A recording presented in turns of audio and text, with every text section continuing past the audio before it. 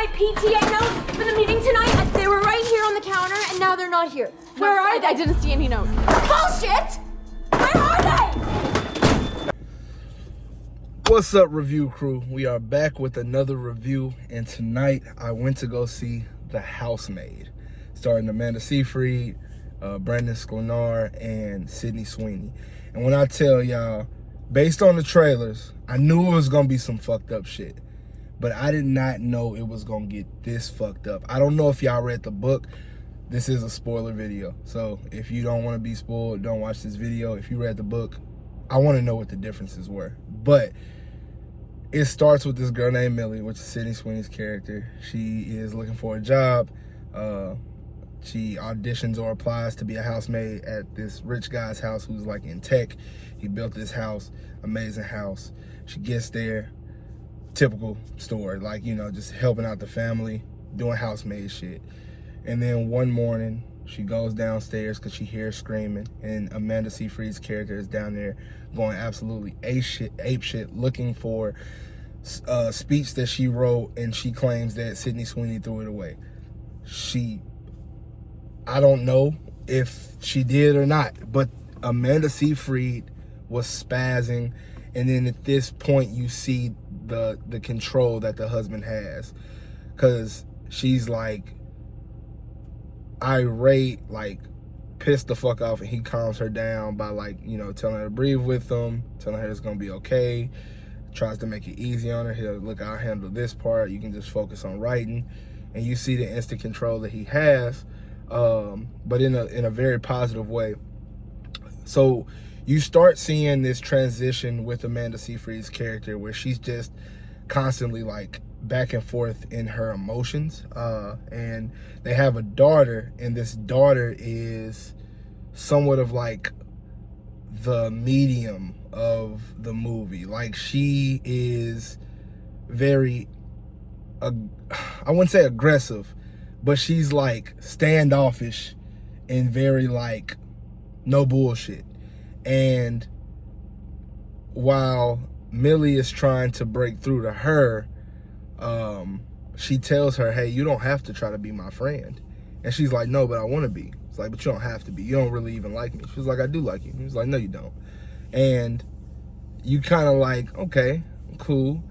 Then you get a lot of different things that occur. You find out that Millie she lied on her application, and she actually had to serve jail time at one point. Now, the reason why she is in jail is pretty much the entire plot of the movie, so I'm gonna save that. But the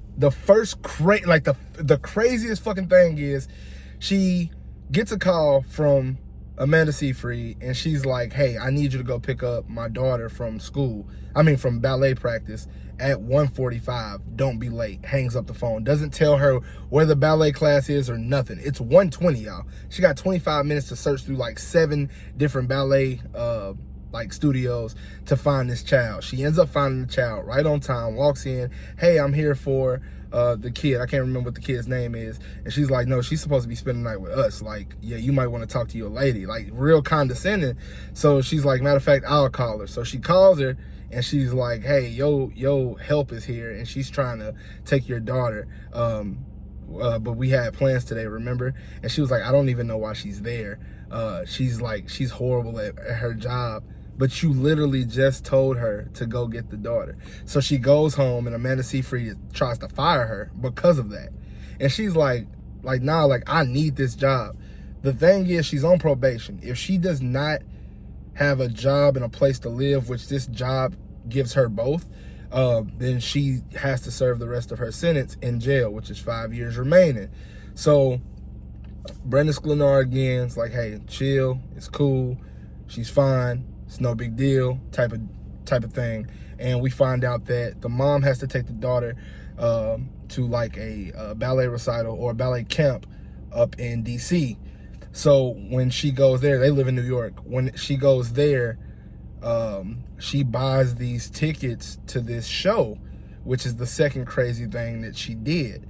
She told her to buy tickets to the show, get a hotel room, for them so that they can have fun for the weekend, and they were going to send the daughter off so that Sydney Sweeney's character could have the house to herself for the entire weekend. She does that, and then when she sees the ticket, she's like, why the fuck did you buy these? These are non-refundable. We're not even going to be here this weekend. Why the fuck would you do that? She's like, but you told me to. And she spazzes like, I didn't fucking tell you to do shit. Like, she's going crazy, y'all. Going crazy. So the husband's like, hey, don't worry about it. You ain't got to pay that shit back. Take a friend. Don't sweat it. She's like, I don't have any friends. I don't have any family. I don't have nothing. He's like, well, I'll go with you. And then this is when it turns up. The husband has been giving subtle hints to Sydney Sweeney's character the entire movie. He ends up making a move on her. He's wooing her, and you see this charm from everybody, because even at when she's at the PTA meeting with the other parents and she steps out, the PTA parents start talking about how hot the husband is and how crazy she is. And Millie's hearing rumors about her trying to drown the kid in a tub of water. She burned down the house when she was a kid to kill her parents. All this crazy shit, and she's like, this is why this bitch acts crazy. So she ends up having sex with the husband while the wife is out of town for the ballet camp, and they agree to keep it a secret. She goes home, and at this point she knows that she's dealing with like acute psychosis and schizophrenia as well, where she's making up all these things in her head and she's crazy. At this point, she goes to a grocery store, and the lady at the grocery store is like, oh, you got that phone that she gives everybody. A lot of people don't like that phone because it tracks your conversations, your location. It's pretty much like she's right there with you at all times. It dings. Oh shit, she knows that I fucked her husband.